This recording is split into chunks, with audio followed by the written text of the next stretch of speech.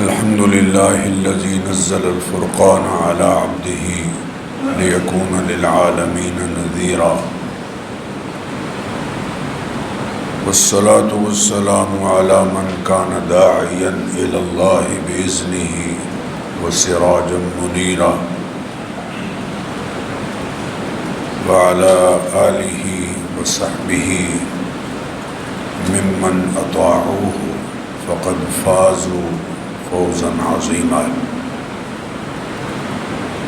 أما بعد فأعوذ بالله من الشيطان الرجيم. بسم الله الرحمن الرحيم. قال رسول الله صلى الله عليه وسلم: اللهم حبب إلينا المدينة كحبنا مكة أو أشد.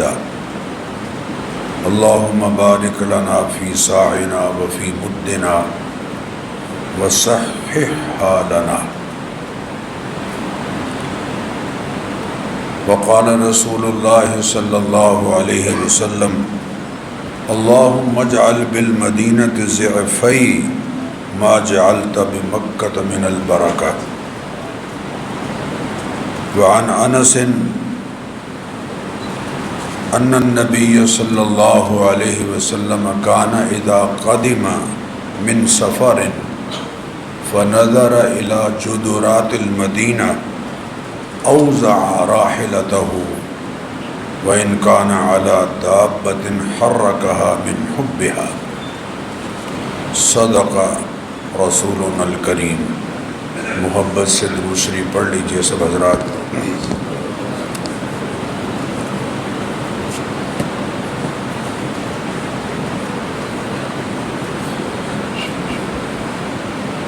محترم بزرگوں اور عزیز بھائیوں، سب سے پہلے پڑھی گئی 3 احادیث جو صحیح بخاری سے لی گئی ہیں ان کا ترجمہ عرض کر دیتا ہوں. ام المؤمنین سیدہ عائشہ صدیقہ رضی اللہ تعالی عنہ فرماتی ہیں کہ نبی کریم علیہ الصلاۃ والتسلیمات نے مدینہ منورہ کے ذکر میں فرمایا، اللہ تعالیٰ سے دعا کرتے ہوئے فرمایا: اللہم حبب الینا المدینۃ کحبنا مکۃ او اشد. اے اللہ، مدینہ منورہ کی محبت ہمارے دلوں میں اس طرح سے ڈال دے جیسے ہم مکہ سے محبت کرتے ہیں، او اشد، بلکہ اس سے بھی زیادہ. اللہم بارک لنا فی ساعنا وفی مدنا. اے اللہ، ہمارے مدینہ منورہ کے ناپ تول کے پیمانوں میں برکت ڈال دے اور مدینہ منورہ کی آب و ہوا ہمارے لیے سازگار بنا دے. سیدنا انس رضی اللہ تعالیٰ عنہ فرماتے ہیں کہ محبوب کریم علیہ الصلاۃ والتسلیمات نے مدینہ منورہ کے لیے دعا کرتے ہوئے اللہ سے عرض کیا: اللہم اجعل بالمدینۃ ضعفی ما جعلت بمکۃ من البرکہ. اے اللہ، جتنی برکت تو نے مکہ مکرمہ میں رکھی ہے اس سے دونی برکت مدینہ منورہ میں ڈال دے. سیدنا انس رضی اللہ تعالیٰ عنہ فرماتے ہیں کہ نبی کریم علیہ الصلاۃ والتسلیمات کا معمول یہ تھا کہ جب آپ سفر سے واپس لوٹتے اور مدینہ منورہ کی دیواریں اور عمارات آپ کو نظر آتی تو مدینہ کی محبت کی وجہ سے آپ اپنی سواری کو تیز چلاتے، اور اگر کسی دوسری سواری پر سوار ہوتے، مثلا گھوڑے خچر وغیرہ پر، تو اسے ایڑ لگاتے. میرے بزرگوں اور دوستوں، اللہ تعالیٰ کا محض فضل و کرم اور اس کی خصوصی عنایت کے نتیجے میں اللہ تعالیٰ نے حرمین شریفین کی حاضری اور عمرہ ادا کرنے کی سعادت نصیب فرمائی، الحمدللہ۔ چند ماہ پہلے سفر حج سے واپسی پر زیارات مکہ مکرمہ کے بارے میں نے چند باتیں آپ سے عرض کی تھی، جو یقیناً حرمین شریفین کی زیارت کے لیے حاضری کے شوق میں اضافے کا ذریعہ بنی۔ آج دل نے چاہا کہ زیارات مدینہ منورہ کے بارے میں کچھ عرض کروں۔ اللہ تعالیٰ مجھے اور آپ سب کو بار بار حرمین شریفین کی حاضری، با ادب حاضری اور زیارت نصیب فرمائے۔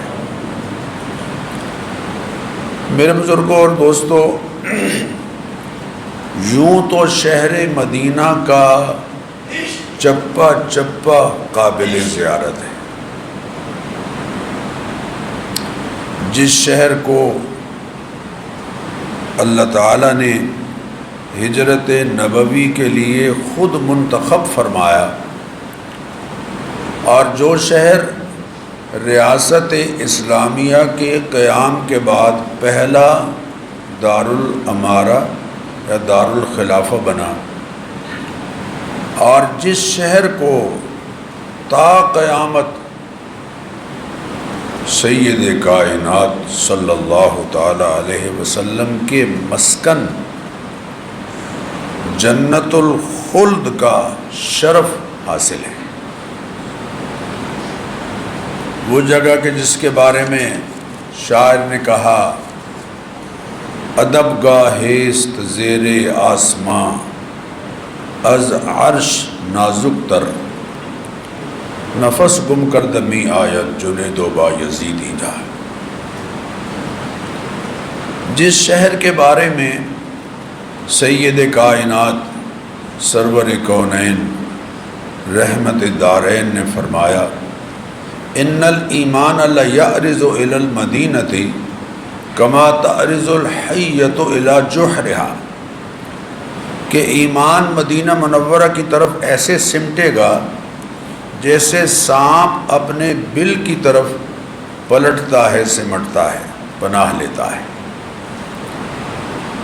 اس شہر مقدس کا یوں تو ہر گوشہ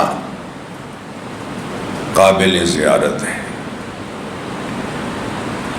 البتہ یہاں کی سب سے نمایاں زیارت گاہ مسجد نبوی ہے، اس لیے کہ اس میں روضہ سید کائنات ہے صلی اللہ علیہ وسلم۔ مسجد نبوی روضہ رسول اور محبت انوار ربانی ہے، جہاں محبوب انس و جاں سید کائنات صلی اللہ علیہ وسلم اپنے دو جانثاروں کے ساتھ آرام فرما ہے۔ نبی کریم علیہ الصلاۃ والتسلیمات جب مدینہ منورہ تشریف لائے تو آپ نے سب سے پہلا کام یہ کیا کہ اس شہر کو نیا نام دیا۔ لوگ اسے یثرب کہتے تھے۔ یثرب اولاد نوح علیہ السلام میں سے ایک فرد کا نام ہے جو یہاں آ کر آباد ہوا تھا، اسی کے نام سے تب سے یہ شہر معروف ہے، یثرب۔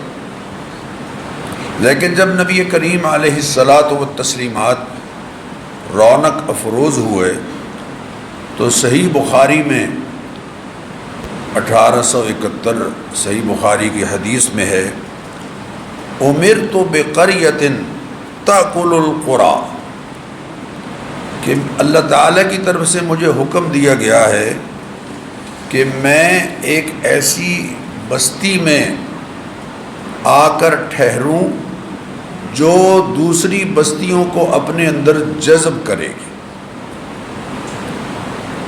یعنی لوگ اپنی بستیاں چھوڑ کر اس بستی میں آ کر رہیں گے یا رہنے کی تمنا کریں گے؟ الحمدللہ ہم سب کی تمنا ہے۔ پھر فرمایا یقولون یثرب، لوگ اسے یثرب کہتے ہیں جبکہ وہی المدینہ، اس کا صحیح نام مدینہ ہے۔ نبی کریم علیہ الصلاۃ والتسلیمات غزوہ تبوک سے واپس آ رہے تھے، مدینہ منورہ کے قریب پہنچے تو شہر مدینہ کی عمارات جب آپ صلی اللہ علیہ وسلم کو نظر آئیں تو آپ نے فرمایا ہذہ طابہ، ہذہ طابہ، یہ مبارک مقام ہے، یہ پاکیزہ مقام ہے۔ عربی زبان میں قوت یا عظمت کے اظہار کے لیے کسی جگہ یا کسی چیز کے ایک سے زائد نام معروف ہیں۔ تلوار کے 1000 کے قریب، شیر کے 200 کے قریب۔ سیرت نگاروں نے اس مدینہ منورہ شہر کی عظمت کو نمایاں کرتے ہوئے مدینہ منورہ کے 64 کے قریب، بلکہ علامہ سمہودی نے 94 نام جمع کیے ہیں، مدینہ منورہ کے 94 نام۔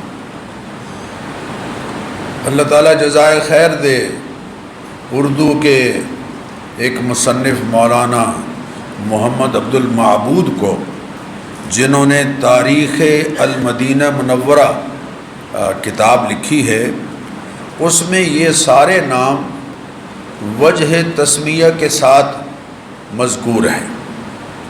چند نمایاں نام یہ ہیں: ارض اللہ، اللہ کی زمین، حرم رسول اللہ، اللہ کے رسول کا حرم صلی اللہ علیہ وسلم، دار الایمان، ایمان کا گھر، دار الہجرہ، دار السلام، دار الفتح، سید البلدان، شہروں کا سردار، الشافیہ،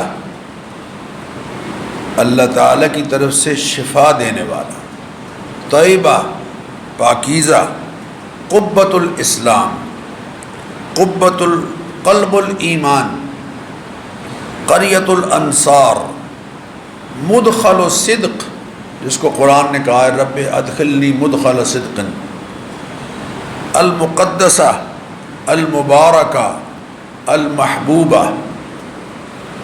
ان 94 ناموں میں یثرب کہیں نہیں ہے۔ پتہ نہیں ہمیں کب سمجھ آئے گی کہ شاہ مدینہ یثرب کے والی، یہ ترکیب استعمال کرنے سے ہم کب باز آئیں گے۔ میرے بزرگوں اور دوستو، شہر مدینہ منورہ میں رونق افروز ہونے کے بعد محبوب کریم علیہ الصلاۃ والتسلیمات کا دوسرا فوری اقدام مسجد نبوی کی تعمیر تھا۔ حضرت انس فرماتے ہیں قدم النبی صلی اللہ علیہ وسلم المدینہ، نبی کریم علیہ الصلاۃ والتسلیمات مدینہ طیبہ تشریف لائے، وَأَمَرَ بِبِنَاءِ الْمَسْجِدِ، آپ صلی اللہ علیہ وسلم نے آتے ہی مسجد بنانے کا حکم صادر فرمایا۔ جس جگہ کا انتخاب مسجد کے لیے آپ صلی اللہ علیہ وسلم نے فرمایا وہ قبیلہ بنو نجار کے 2 یتیم بچوں سہل اور سہیل کی تھی۔ آپ صلی اللہ علیہ وسلم نے ان بچوں کے سرپرستوں سے فرمایا یا بنی النجار سامنونی، اے بنو نجار اس زمین کی قیمت مجھ سے وصول کرو۔ سبحان اللہ۔ انہوں نے جواب میں عرض کیا لا نطلب ثمنہ الا الی اللہ، ہم اس کی قیمت آپ سے نہیں لیں گے، اللہ سے لیں گے۔ آپ صلی اللہ علیہ وسلم نے بلا قیمت زمین وصول کرنے سے وصول کرنا پسند نہیں فرمایا۔ چنانچہ طبقات ابن سعد میں ہے کہ یہ قطع اراضی 10 دینار میں خریدا گیا، اور آپ صلی اللہ علیہ وسلم نے سیدنا صدیق اکبر سے فرمایا کہ 10 دینار ادا کرو۔ انہوں نے اپنے پاس سے 10 دینار ادا کر کے اس زمین کو مسجد کے لیے وقف کیا۔ صحیح بخاری میں ہے کہ فَأَمَرَ بِقُبُورِ الْمُشْرِكِينَ فَنُبِشَتْ، اس خریدی کی جگہ پر مشرکین کی چند پرانی قبریں تھیں۔ آپ صلی اللہ علیہ وسلم نے فرمایا کہ انہیں اکھاڑا جائے اور زمین ہموار کی جائے۔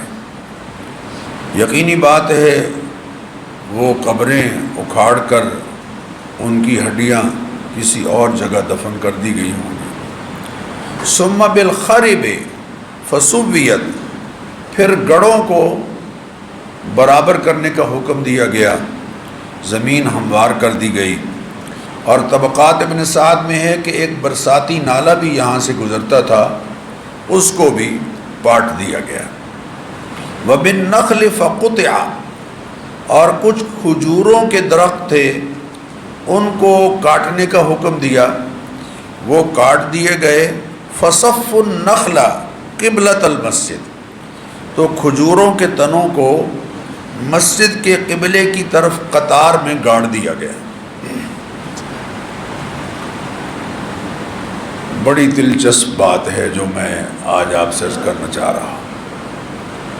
پھر میٹیریل کا مرحلہ آیا۔ مسجد کی دیواروں کے لیے کچی اینٹیں بنانے کا انتظام جنت البقیع کے مشرق میں بئر ایوب کے قریب کیا گیا۔ بنیادیں پتھروں سے بنائی گئیں، پتھر لائے گئے۔ اینٹیں جب تیار ہوئیں تو صحابہ کرام رضوان اللہ علیہ مجمعین کے ہمراہ خود نبی اکرم صلی اللہ علیہ وسلم بھی اینٹیں اٹھا اٹھا کر لا رہے تھے۔ وہ آج کے سائز کی اینٹیں نہیں تھیں، یقینی بات ہے، بڑے بڑے۔ تو حضرت عمار رضی اللہ تعالیٰ عنہ کو لوگوں نے دیکھا کہ وہ باقی لوگ ایک ایک اینٹ لا رہے ہیں، وہ 2 اینٹیں لا رہے ہیں۔ تو کسی نے کہا کہ آپ ایسا کیوں کر رہے ہیں؟ تو انہوں نے جواب میں فرمایا، ایک اینٹ میری طرف سے ہے اور ایک میرے آقا کی طرف سے ہے۔ سیدہ عائشہ صدیقہ رضی اللہ تعالیٰ عنہ فرماتی ہیں، جب مسجد نبوی شریف کے سنگ بنیاد کا مرحلہ آیا تو پہلا پتھر خود سید کائنات معمار انسانیت صلی اللہ علیہ وسلم نے اپنے دست مبارک سے رکھا۔ دوسرے پتھر کے لیے سیدنا صدیق اکبر رضی اللہ تعالیٰ عنہ کو فرمایا، انہوں نے آ کے دوسرا پتھر اس پتھر کے ساتھ رکھا۔ تیسرا پتھر سیدنا عمر فاروق رضی اللہ تعالیٰ عنہ نے رکھا، اور چوتھا پتھر ان پتھروں کے ساتھ سیدنا عثمان رضی اللہ تعالیٰ عنہ نے رکھا۔ گارا بنایا گیا تھا، آپ مطمئن نہیں ہوئے۔ حضرت طلق ابن علی گارا بنانے کے بڑے ماہر تھے، انہوں نے گارا بنایا۔ آپ صلی اللہ علیہ وسلم نے اسے پسند فرمایا اور فرمایا یہ گارا بنانے میں خوب ماہر ہیں، لہذا ان سے یہی خدمت لی جائے گی۔ پہلی دفعہ مسجد نبوی اس طرح سے تعمیر ہوئی کہ بنیادیں پتھروں سے اٹھائی گئیں، دیواریں کچی اینٹوں سے بنائی گئی، 3 دروازے رکھے گئے، جنوب میں، مغرب میں اور مشرق میں۔ مشرق والے دروازے سے خود محبوب کریم علیہ الصلاۃ والتسلیمات مسجد میں داخل ہوا کرتے تھے۔ شروع میں مسجد کی چھت بھی نہیں تھی اور مسجد کی محراب بھی نہیں تھی۔ کیا سادہ مسجد ہے۔ مسجد کی توسیع جو ابھی تک جاری ہے، اس کے بھی کئی مراحل ہیں۔ پہلے مرحلے میں سن 7 ہجری میں دور نبوی میں مسجد کی توسیع ہوئی، اور پہلے مسجد کا ابتدائی سائز 1050 مربع میٹر تھا۔ پھر مسجد کا رقبہ توسیع کے بعد 50 ضرب 50 میٹر یعنی طول و عرض 150 فٹ ہو گیا۔ چھت بنائی، اور چھت کیسے بنی؟ کھجوروں کے تنے اور کھجوروں کی شاخیں اور اوپر مٹی ڈال دی گئی، بارش ہوتی تھی تو پانی ٹپکتا تھا۔ 2 ہجری میں تحویل قبلہ کے بعد جنوبی دروازہ بند کر دیا گیا، چونکہ مسجد نبوی میں قبلہ جنوب کی جانب ہے۔ مسجد نبوی میں قبلہ کس طرف ہے؟ جنوب کی جانب ہے۔ جنوب کا دروازہ بند کر دیا گیا اور اس کی جگہ شمال کا دروازہ کھول دیا گیا۔ اس توسیع کے لیے، یہ جو دوسری توسیع ہے، اس کے لیے مسجد سے متصل ایک انصاری صحابی کا گھر خریدا گیا، اور یہ اعزاز حضرت عثمان کے حصے میں آیا۔ 20,000 یا بعض لوگوں کی رائے میں 25,000 درہم کے ساتھ حضرت عثمان نے یہ گھر خرید کے مسجد کے لیے وقف کیا، اور سید کائنات کی مبارک زبان سے جنت کی بشارت پائی۔ تیسری توسیع 638 عیسوی 17 ہجری میں دور فاروقی میں ہوئی۔ ہر توسیع کی تفصیل ذکر نہیں کریں گے ورنہ بات درمیان میں ہی رہ جائے گی۔ چوتھی توسیع 650 عیسوی 29 ہجری دور عثمانی میں ہوئی۔ خود حضرت عثمان رضی اللہ تعالیٰ عنہ تعمیر مسجد میں شریک ہوئے۔ پانچویں توسیع 707 عیسوی یعنی 88 ہجری میں ہوئی۔ ولید ابن عبد الملک اس وقت حکمران تھے، ان کے حکم سے گورنر مدینہ حضرت عمر بن عبد العزیز کے حصے میں یہ اعزاز آیا، اور مسجد 6440 میٹر اس کا احاطہ ہو گیا، 4 مینار بنے، ایک محراب۔ مسجد نبوی کا محراب پہلی مرتبہ حضرت عمر بن عبد العزیز کے دور میں بنا، اور 20 دروازے۔ چھٹی توسیع 161 سے 165 ہجری تک ہوتی رہی، 8,890 میٹر مسجد کی توسیع ہو گئی، 60 کھڑکیاں بن گئیں، 24 دروازے لگ گئے۔ ساتویں توسیع 888 ہجری میں کاتبائی حکمران مصر کے ان کے دور میں ہوئی، اور حجرہ مبارکہ پر 2 گنبد بنائے گئے۔ چھوٹی موٹی توسیع خدمت جاری رہی، لیکن میرے بزرگوں اور دوستوں 1277 ہجری میں ترکوں نے جو توسیع کی ہے وہ ادب نبوی کا شاہکار ہے، اور تاریخ انسانی میں حیرت میں ڈال دینے والی ہے۔ ادب نبوی کا شاہکار توسیع۔ جب انہیں یقین ہو گیا کہ مسجد کی توسیع کی ضرورت ہے تو سلطان نے استنبول کے باہر ایک شہر بسایا،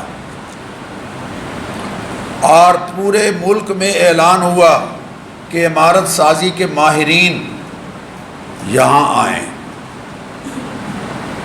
الگ الگ محلے بنائے گئے، الگ الگ کاریگر اپنے اپنے محلوں میں ٹھہرائے گئے۔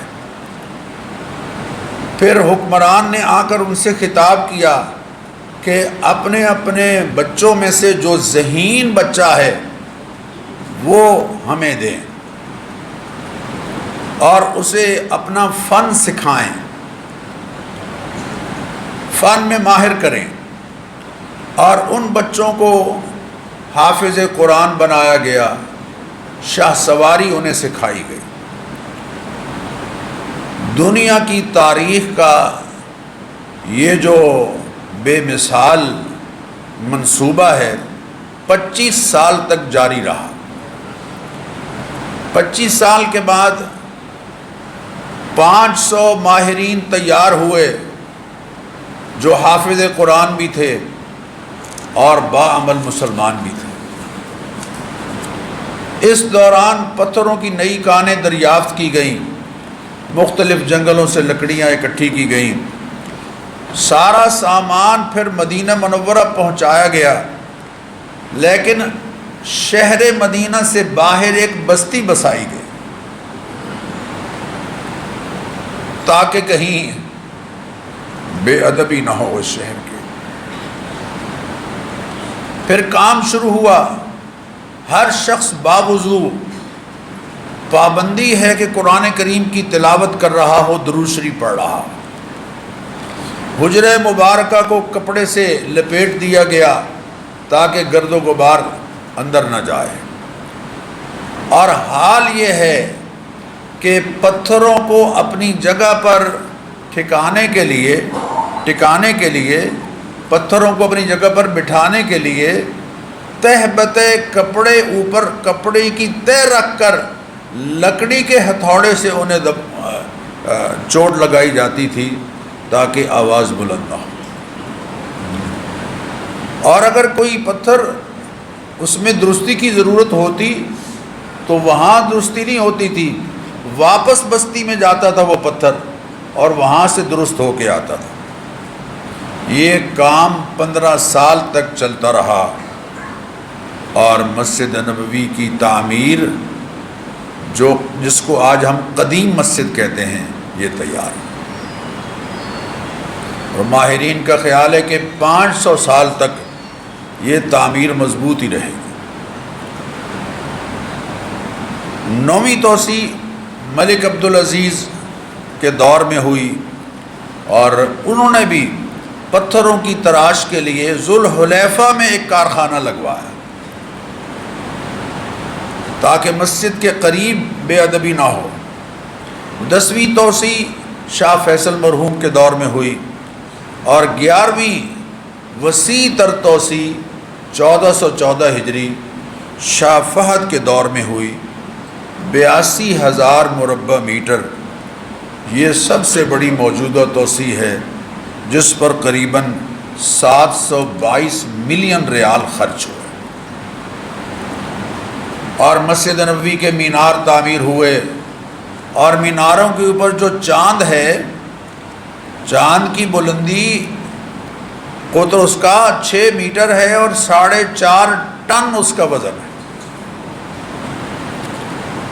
اور میرے بزرگوں اور دوستوں، زمانہ قریب کی سب سے بڑی توسیع جو ہو رہی ہے، جس کی منظوری شاہ عبداللہ مرحوم نے دی تھی، 2012 میں دی تھی، اور جس پر کام جاری ہے، اس منصوبے کی تکمیل پر 20 لاکھ نمازی مسجد نبوی میں سما سکیں گے،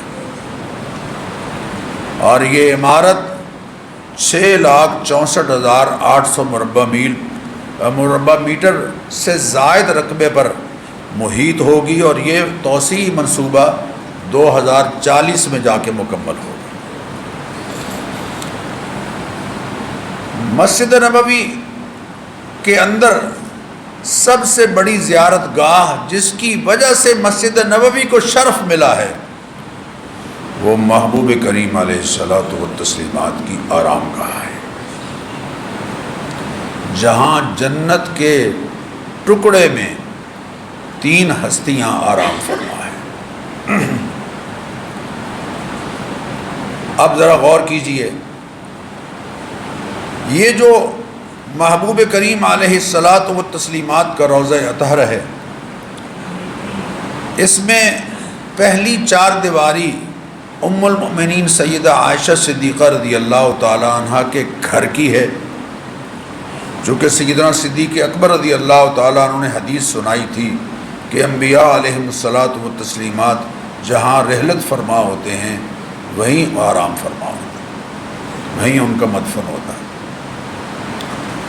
اس 4 دیواری کو سیدنا عبداللہ بن زبیر نے قدرے دیواریں بلند کر کے بند کر دیا تھا، کوئی دروازہ نہیں۔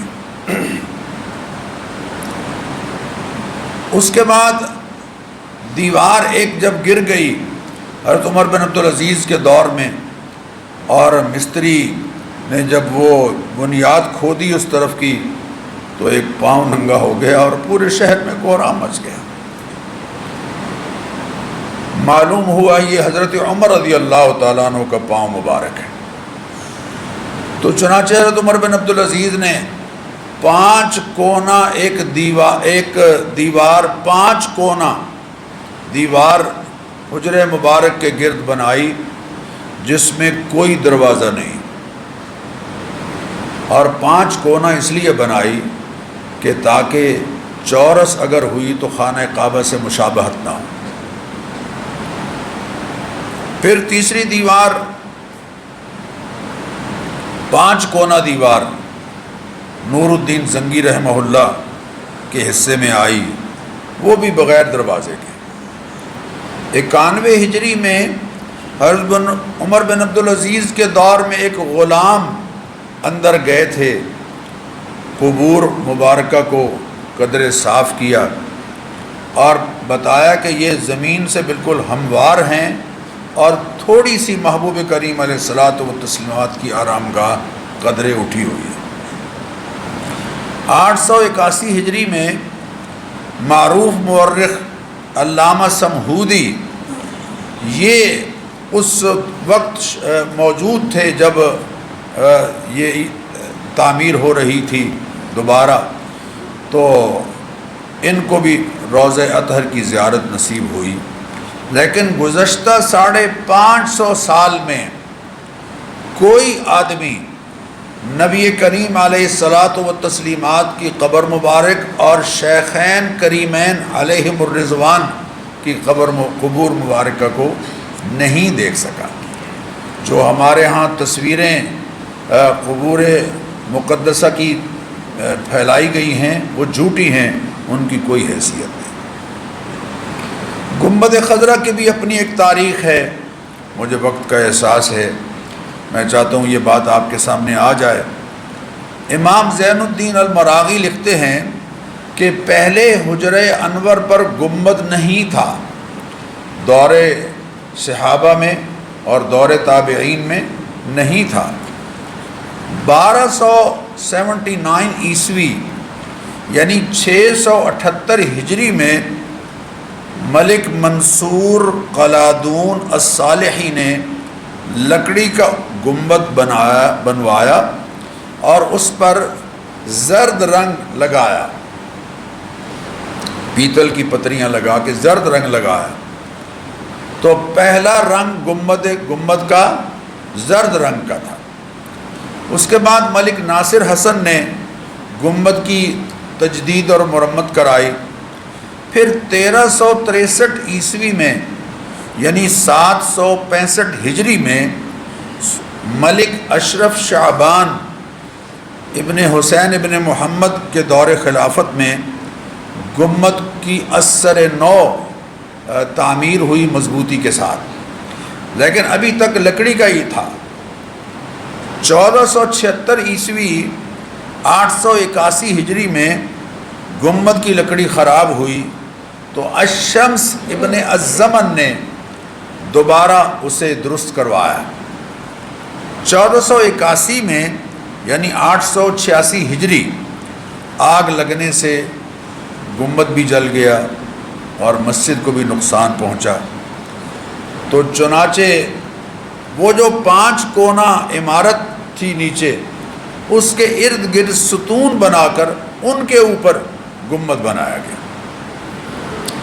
1483 عیسوی 888 ہجری میں مصر کے حاکم ملک قائتبائی کے حکم سے امیر مدینہ نے پہلی دفعہ کالے پتھروں سے گنبد تعمیر کروایا اور اس پر سفید رنگ کروایا، اور اس گنبد کا نام قبۃ البیضاء، سفید قبہ، سفید گنبد معروف ہوا۔ وہ پہلا رنگ زرد تھا، پھر سفید ہوا۔ اس کے بعد 1487 عیسوی 892 ہجری میں اسی گنبد کے اوپر ایک اور بڑا گنبد تعمیر کیا گیا۔ پھر 1572 عیسوی 980 ہجری میں سلطان سلیم عثمانی نے بڑا پرشکوہ گنبد بنوایا، رنگا رنگ پتھروں سے سجایا، اور گنبد الازرق نیلے رنگ کا گنبد معروف ہوا۔ وہ تیسرا رنگ نیلا رنگ ہے۔ پھر 1818 عیسوی 1233 ہجری میں سلطان محمود ابن سلطان عبد الحمید ثانی نے نیا گنبد بنوایا اور اس پر سبز رنگ کرنے کا حکم دیا، جسے گنبد خضرا کہا جاتا ہے۔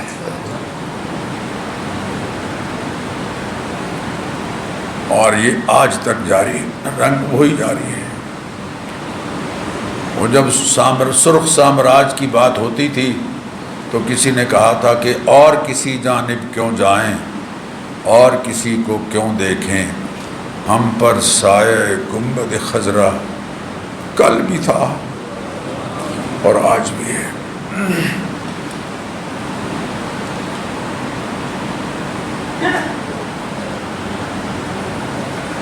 پھر مواجہہ شریف ہے۔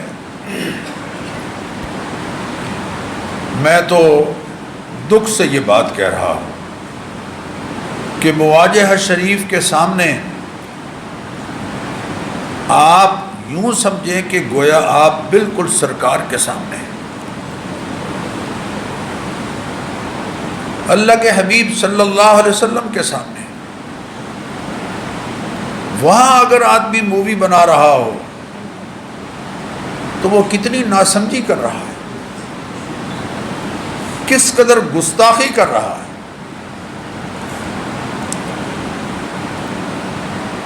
شروع میں روضہ اطہر سے قبلے کی طرف ایک فانوس لٹک رہا ہوتا تھا جو روشن رہتا تھا اور علامت تھا اس بات کی کہ یہاں مواجہہ شریف ہے۔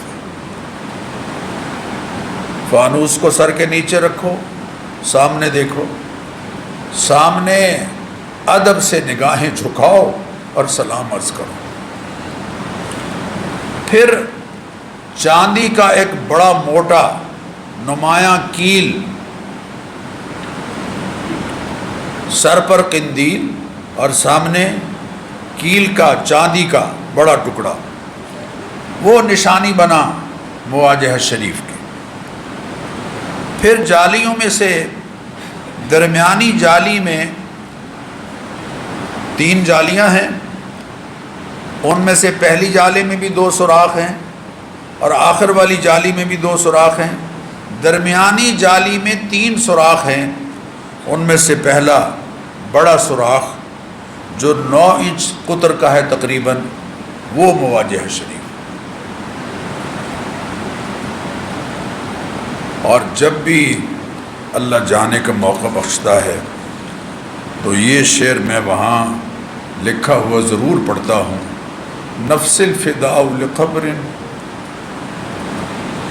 انت ساکنہ، میری جان قربان ہو جائے اس قبر پر، اس روضہ اطہر پر جس میں آپ آرام فرمائے۔ ایک ستون پر یہ شعر ہے، شعر کا ایک حصہ ہے، اور دوسری جانب فیہ العفاف وفیہ الجود والکرم، ساری دنیا کی عفت، عفاف اور سخاوت اور کرم سمٹ کر یہاں آ گیا ہے۔ پھر مسجد نبوی میں ریاض الجنہ ہے، جس کے بارے میں فرمایا کہ ما بین بیتی و ممبری روضۃ من ریاض الجنہ، میرے گھر اور میرے ممبر کے درمیان کا جو ٹکڑا ہے 22 میٹر لمبا اور 15 میٹر چوڑا حصہ مسجد کا، اسے فرمایا کہ یہ جنت کے باغیچوں میں سے ایک باغیچہ ہے۔ اور ایک بات میں آپ کے لیے عرض کروں، جیسے وہ اس کے بارے میں فرمایا کہ وہ جنت کے باغیچوں میں سے ایک باغیچہ ہے، ویسے ہی جو وہاں نہیں جا سکتے ان کے لیے یہ بشارت اللہ کے حبیب نے بتائی ہے۔ فرمایا اذا مررتم بریاض الجنت فارتعوا، لوگوں جب جنت کے باغیچوں میں سے، ریاض الجنہ اس جگہ کا نام ریاض الجنہ تو ہم نے رکھا ہے، اصل اس کا نام ہے روضۃ الجنہ، چونکہ ریاض تو روضہ کی جمع ہے، ریاض تو روضہ کی جمع ہے، عرب اس کو روضہ ہی کہتے ہیں، ہم سادگی میں اس کو ریاض الجنہ کہتے ہیں۔ فرمایا اذا مررتم بریاض الجنہ، جب جنت کے باغیچوں میں سے تمہارا گزر ہو تو کچھ نہ کچھ چر چگ لیا کرو، یعنی حاصل کر لیا کرو۔ قالوا وما ریاض الجنہ، صحابہ نے کہا یا رسول اللہ وہ ریاض الجنہ کیا ہے، وہ جنت کے باغیچے کون سے ہیں؟ دو الفاظ ہیں، فرمایا مساجد اللہ، اللہ کی مسجدیں ہیں، اور دوسری حدیث میں ہے حلق الذکر، ذکر کے حلقے۔ تو جو وہاں نہیں جا پا رہا وہ مسجد میں آنے کو غنیمت جانے۔ آپ صلی اللہ علیہ وسلم کا ممبر، اس کی بھی ایک مستقل تاریخ ہے، 2-3 منٹ میں عرض کر دوں، ٹائم ہو گیا ہے۔ 8 ہجری سے پہلے ممبر نہیں تھا، کھجور کے تنے کے ساتھ ٹیک لگا کے اللہ کے حبیب خطاب فرمایا کرتے تھے، جس کو اس تنے حنانہ کہتے ہیں، جس کو حنانہ کہتے ہیں۔ اور جب ممبر بن کے آ گیا اور اللہ کے حبیب اس کھجور کے تنے سے ہٹ کر ممبر پر تشریف فرما ہوئے تو اس کھجور کے تنے سے رونے کی ایسی آوازیں آ رہی تھیں جیسے کوئی بچہ بلک رہا ہو۔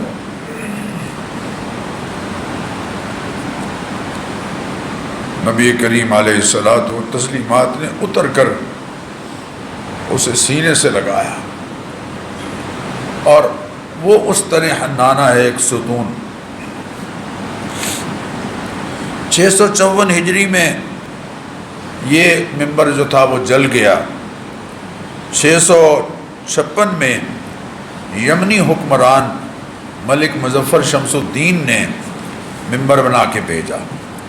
666 ہجری میں مصر کے حکمران سلطان رکن الدین نے ممبر بنا کے بھیجا، لکڑی کے ممبر۔